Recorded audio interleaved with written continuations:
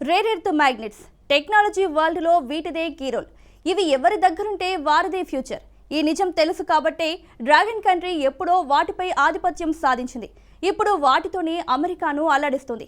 ప్రపంచంలోని చాలా దేశాలపై సుంకాలతో రెచ్చిపోయిన Trump China విషయంలో ఇప్పటి వరకు మినహాయింపు ఇవ్వడానికి రీజన్ అదే. ఇప్పుడు అవే రేర్ ఎర్త్ మ్యాగ్నెట్స్ కేర్ ఆఫ్గా ట్రేడ్ వార్ షురు అయింది. అరుదైన ఖనిజాల ఎగుమతులను జిన్పింగ్ సర్కార్ తగ్గించింది. ఈ నిర్ణయానికి కౌంటర్గానే బీజింగ్పై 100% టారిఫ్స్ ప్రకటించారు ట్రంప్. కథ ఇక్కడితో అయిపోయినట్టు కాదు. ఎందుకంటే ఆ రెండు దేశాల వాణిజ్య యుద్ధం ఎప్పుడైనా విధ్వంసక మలుపు తిరగొచ్చు, ప్రపంచానికే శాపంగా మారొచ్చు కూడా. ఇంతకు అమెరికా చైనా వాణిజ్య యుద్ధం ఎలాంటి మలుపు తిరగబోతుంది? 100% సుంకాలను తిప్పికొట్టేందుకు చైనా అనుసరించబోతున్న మార్గం ఏంటి? చైనా అమెరికా వాణిజ్య యుద్ధం మన దేశానికి వరంగా ఎలా మారబోతుంది? వాట్ ఇస్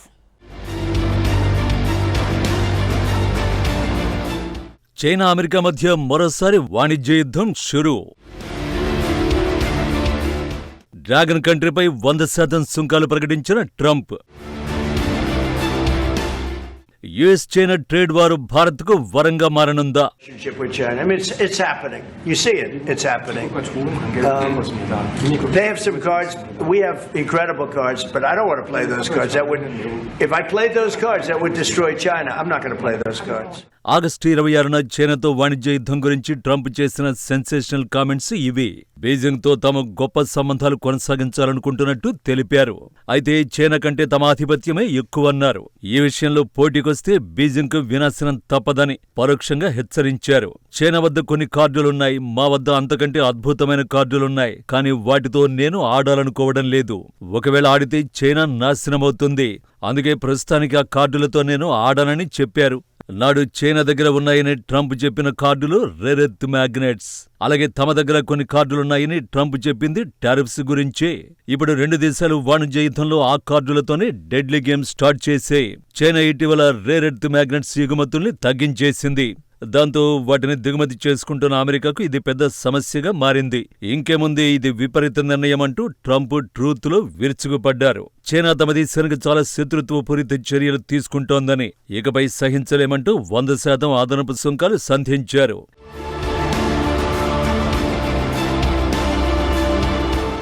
నవంబర్ 1 నుంచి కొత్త టారిఫ్ అమల్లోకి వస్తుందని ట్రంప్ ప్రకటించారు. ఇది ఇప్పటికే చైనాపై ఉన్న సుంకాలకు అదనంగా వర్తిస్తుంది. అంటే నవంబర్ 1 నుంచి చైనా నుంచి వచ్చే దిగుమతులపై 130% సుంకాలు అమలవుతాయి. ఎందుకంటే ఇప్పటికే చైనా దిగుమతులపై 30% సుంకాలు అమల్లో ఉన్నాయి. ఇవి ఫిబ్రవరి నుంచి అమల్లో ఉన్నాయి. ట్రంప్ నిర్ణయం వల్ల అమెరికా చైనా వాణిజ్య యుద్ధం మరింత పెరగడం ఖాయం. కానీ ఈ నిర్ణయంపై ట్రంప్ ఎంతవరకు సీరియస్ గా ఉండగలరు అన్నది అసలు ప్రశ్న. ఎందుకంటే చైనాపై గతంలో కూడా భారీగా టారిఫ్లు విధించారు. వాటి అమలును 2 సార్లు 90 రోజుల పాటు వాయిదా వేశారు. అందుకారణం అరుదైన భూగర్భ ఖనిజాల విషయంలో అమెరికాకు చైనా తప్ప మరో ఆప్షన్ లేకపోవడమే. అందుకే భారత్ కంటే ముందే చైనాపై భారీ సుంకాలు ప్రకటించినా ఇప్పటి వరకు అమల్లోకి రాలేదు. వస్తే ఏం జరుగుతుందో ట్రంప్ పాలక వర్గానికి చాలా బాగా తెలుసు.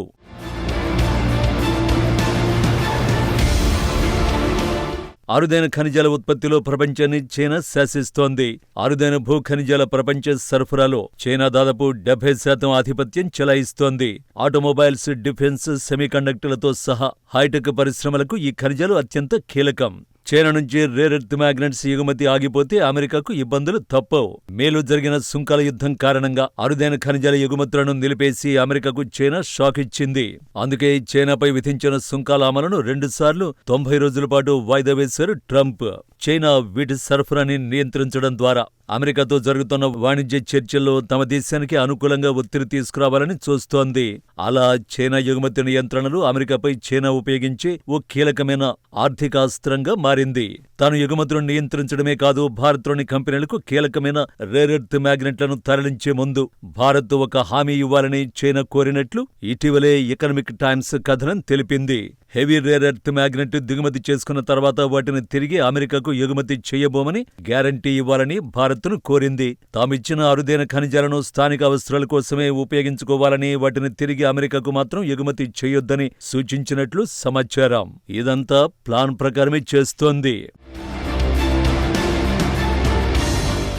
ట్రంప్ 100% సుంకాలు అమలులోకి తెస్తే రేర్ ఎర్త్ మ్యాగ్నెట్స్ ఎగుమతుల్ని నియంత్రించడం కాదు, అవసరం అనుకుంటే ఆపేస్తుంది కూడా. దాంతోపాటు తాను సరఫరా చేస్తున్న దేశాల నుంచి అమెరికాకు అరుదైన ఖనిజాలు వెళ్లకుండా ఒత్తిడి చేస్తుంది. అప్పుడు ట్రంప్ ముందు మరో ఆప్షన్ ఉండదు. సింపుల్ గా బీజింగ్ చెప్పిన డీల్ కు ఓకే చెప్పడం తప్ప. డీటెయిల్ గా చెప్పాలంటే చైనా ప్లాన్ ఇదే. డొనాల్డ్ ట్రంప్ మాటల్లోనే చెప్పాలంటే అమెరికాతో చైనా ఆడుతున్న కార్డులు ఇవే. ఈ కార్డుల ముందు ట్రంప్ చెబుతున్న కార్డులు ఎందుకు పనికిరావు కూడా. అది ఇప్పటికే తేలిపోయింది. ఎప్పుడైతే చైనాపై 100% అడిషనల్ టారిఫ్స్ ప్రకటించారో అప్పుడే అమెరికా మార్కెట్లు బెంబేలెత్తిపోయాయి. వాణిజ్య ఉద్రిక్తతలు పెరగడం స్టాక్ మార్కెట్ల పతనానికి దారితీసింది. నాస్డాక్, డౌ జోన్స్, S&P సూచీలు దారుణంగా నష్టపోయి మదుపర్ల సంపద $1.5 ట్రిలియన్ మేర ఆవిరైంది. అధిక సుంకాలు, ఎగుమతి నియంత్రణలు ప్రపంచ సరఫరా గొలుసుల్ని దెబ్బతీస్తాయని, తద్వారా అంతిమంగా అమెరికాలోని వినియోగదారులపై భారం పెరుగుతుందని పెట్టుబడిదారులు ఆందోళన చెందుతున్నారు. చైనాపై 100% సుంకం, చైనా సాఫ్ట్వేర్లపై ఎగుమతి నియంత్రణలు వంటి చర్యలు కేవలం వాణిజ్య లోటుకు సంబంధించిన అంశాలే కాకుండా సాంకేతిక, జాతీయ భద్రతకు సంబంధించిన అంశాలుగాను మారాయి.